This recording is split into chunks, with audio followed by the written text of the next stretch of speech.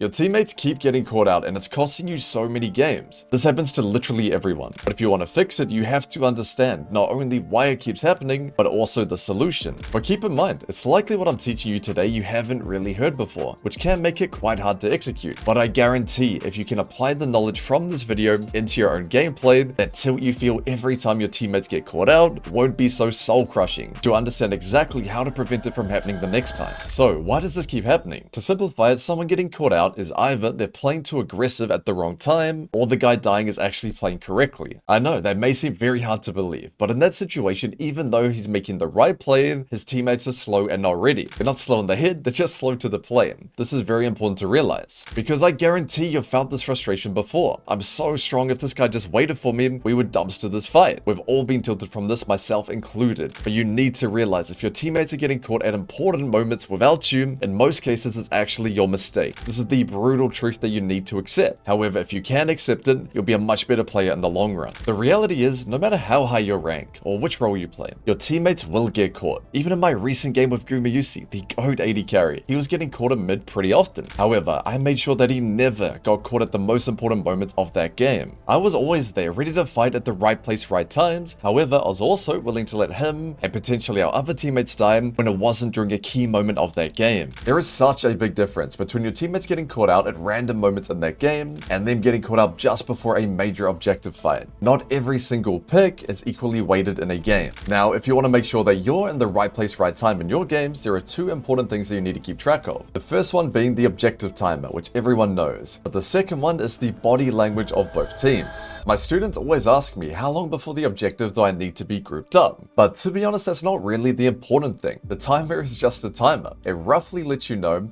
when a fight may happen. It could be 1 minute before it spawns, but it could also be 1 minute after it spawns. It really depends on the situation, which means the objective timer can actually lie to you, but body language never lies. The way both teams are moving on the map, their positioning, how ready they are to contest the objective. This tells you exactly when you need to be there. Therefore, if you learn to read the body language, you will always be there on time. So not only will you be ready to protect your team from getting caught, you can also make your own picks on the enemy team. But what do I even mean by body language? Essentially what that means is it's the way your teammates and the enemy team are moving on the map. So an easy way to visualize it is if Dragon's up in 45 seconds, a very common time to group, but your jungler is heading towards his Grom. His body language is telling you he's not ready to group and fight right now, which lets you know you have time to push one extra wave or sneak off a reset for your item before you're needed to be grouped. Although you need to make sure you're not taking this as you're just sitting there with your feet up, waiting patiently for all 4 of your teammates to group properly. You should be utilizing pings to get people on the same page. But as we all know from experience in solo queue, it is very rare that all 5 of you are ready at the exact same time, regardless of how good your comms are. Therefore, the best approach is to communicate your intention to fight the objective ahead of time and then adapt to the body language of your teammates. This will let you know exactly when you're needed to group. However, in my opinion for this one, it's better just to show you. So this example here highlights exactly what I'm talking about, how I read the body language of my teammates to know exactly how many waves I was allowed to push before grouping. Now, as you can see, this is a relatively close game and the next objective spawning is Dragon in a minute 10. I desperately want to play for this fight. I'm going to have double summoner spells up, I'm spiked, I'm as strong as I'm going to be in this game. I really want this team fight. But I'm also the top laner. I have that responsibility to push out the opposite side of the next objective.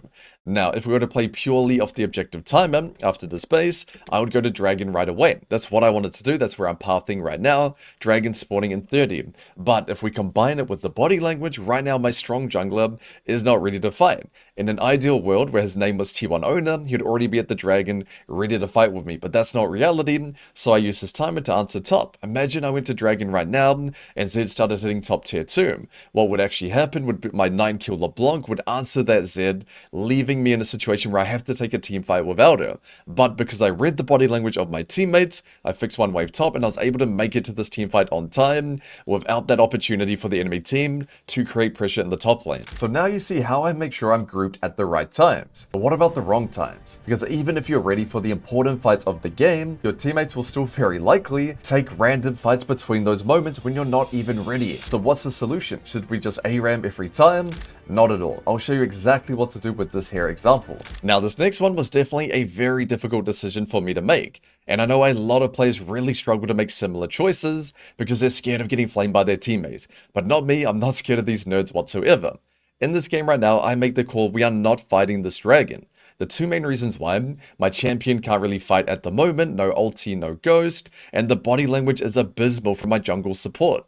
The two roles that should be at the objective early getting control are extremely late, so not only does the enemy team have full control of the area, they have a momentary numbers advantage, which they can use to make picks on my team, exactly like they did here. And I communicated it very well. I pinged strongly and in advance, and my teammates decided not to listen. They all go in and die. Now, does that mean my decision was wrong because the choice I made led to my teammates all dying? Not at all. This was not the right time for our team to fight objectively. It would have been much better to give the dragon, trade for topside resources exactly like I'm doing now, and sit up around the Baron. Just because your teammates don't listen to the correct call doesn't mean you'd need to adapt the next game and just group as a no ulti Olaf and throw it away. It's much better to sacrifice some short term when the fight most likely would have been losing anyway, and then carry later on with the resources you're gaining from trading them off. So now we're seeing that if you actually combine that objective timer with the body language from both teams, you'll know exactly when you need to be ready for those key fights. However, League isn't that simple. You can't just group up at those 3 to 4 objectives and automatically win the game. There is always going to be random little skirmishes in between, and you're not going to be able to join all of it, just like we saw in that example. But you still want to be as ready as possible for these golden opportunities that will present themselves. How many times have you been just 10 seconds late to a fight, and you know that if your team just waited for you,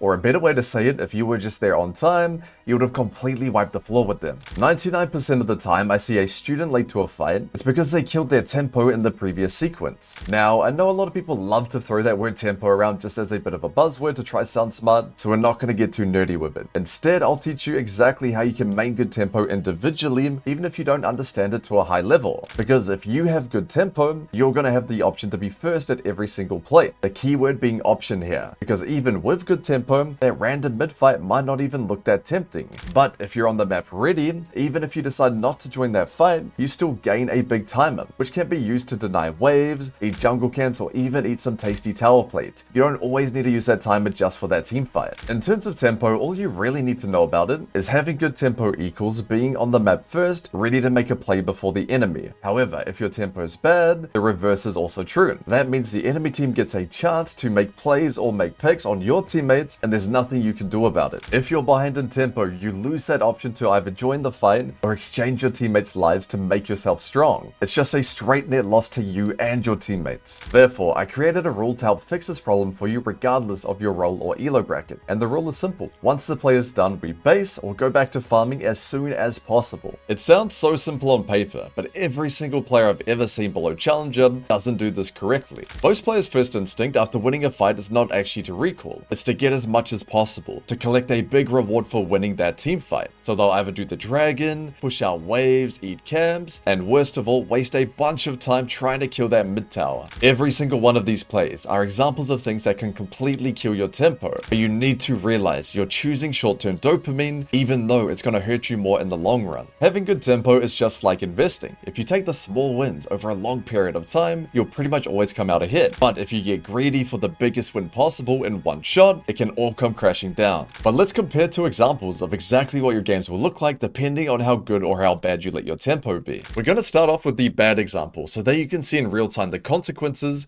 of this tempo killing mistake. So we can see we get an amazing play off mid. Our team gets a bunch of kills and we're in a very good position. If every member of my team pressed that magic B button right now, we'd be in an amazing spot for the next sequence as well, because we'd be coming onto the map when the enemy team is still 20 seconds left in the graveyard. But of course our jungler had other plans in mind. She decides to stay. Not just to try and make a pick in the bot jungle, but to eat bot camps, the bot wave, and that's not all, she also went and ate her bot jungle camps as well. This is tempo suicide of the highest order. This is tempo backflipping off a 10-story building, because now even though we killed everyone on their team, they're on the map before her. They're here ready to make a play in the topside jungle, ready to get full control of Baron and make a pick on anyone that makes a mistake. Now, was it anyone me? Of course it was, but you can just see as an example, even in high chow lobbies, making a greedy play and overstaying for a couple scraps of CS can lead to your teammates all getting killed and potentially losing Baron if the game wasn't so in our favor. For this next one, I really wanted to showcase an example from a difficult game. So as you can see here, not only are the majority of my teammates behind, but my jungler is down 3 levels. But despite all that, because I was able to maintain good tempo again and again, we were able to win this one. So as you can see, we get a favorable play around mid. We get a pick on the AD carry. Now, could I have played this teamfight better? 100%. But let's not worry about that today. We're mainly worried about the tempo. So pretty much the second this fight was done, I hit the recall button. Even during this fight right now. I'm not hovering around, tossing axes, sitting on my hands doing nothing. I need to base, so I base as soon as possible. They're still fighting and I'm already playing for the next sequence. I'm already hitting bottom, one step ahead of everyone else in this game. So you can see I push in the wave all the way, and I'm already looking for the next one. I'm already looking for another pick onto mid. That play wasn't even finished when I was already preparing for the next one. But you can see because my tempo was so good, I'm mid before their jungler, their top, anyone, and I'm able to make a pick on their team yet again and further snowball our team back into victory. So what does this mean exactly? The point of all this is if you truly want to improve and climb in solo queue, you need to accept that some of your teammates' inting is likely caused by your own decision making. And yes, just because you have bad tempo doesn't mean your team has to die, but they just will, especially in those losing or those super close games, the ones that are needed to win if you want to climb to the next rank. You need to be the difference maker. We want to be the bus driver, not the bus passenger hoping our driver doesn't drive us into a wall. Therefore, if every time you make a play, you're basing as soon as possible, and the times you don't need a base, you're going straight back to pushing waves or eating camps with very minimal wasted time, you're giving yourself the best odds possible for whatever happens in the next sequence. Let's even think about this from a jungle main's point of view. As much as we love to bully junglers here for trading off their children for a few jungle camps, the reality is they need to farm. The difference is the best junglers are very quick at reading when the play is done and getting their camps cleared as soon as possible. This way they maintain good tempo, so they're on the map with their camps already cleared, ready to pressure as soon as possible. The same applies for the 3 laning roles, top, mid and AD carry. Base or go push out your waves instantly, as soon as the play is done. You have a job to do with your waves. The faster you get it done, the better your tempo. The exception being support. You will have no excuse for having bad tempo. Just base instantly, every single time the play is done, even if you don't need a heal, because you need to refresh your wards, or else you're going to find yourself basing at the wrong time when everyone else is on the map ready to get stuck in. Wasting time and being on the map late for whatever reason, including dying unnecessarily, gives the enemy team a massive timer to punish your teammates, making it feel like they're the ones always getting caught with no counterplay, but that's just because you're not on the map in time. This is actually a big reason why a lot of challenger players will just tell you to review your deaths. It's not the gold given away that they're worried about, it's the massive opportunity and tempo cost given from that time spent dead. Therefore, if we combine the 2 principles talked about in this video, reading body language while maintaining good tempo, you give yourself the best possible chance every single time to counter the enemy's players or even proactively make your own ones. Alright team, that's it for today. If you enjoyed the video and gained some value from it, I cover a lot of very similar topics in my fundamentals course over in the Top Lane Academy. It's the best way to support me on top of gaining some coaching and content along the way. So I'd love to see you there, but if not, I'll see you for the next video.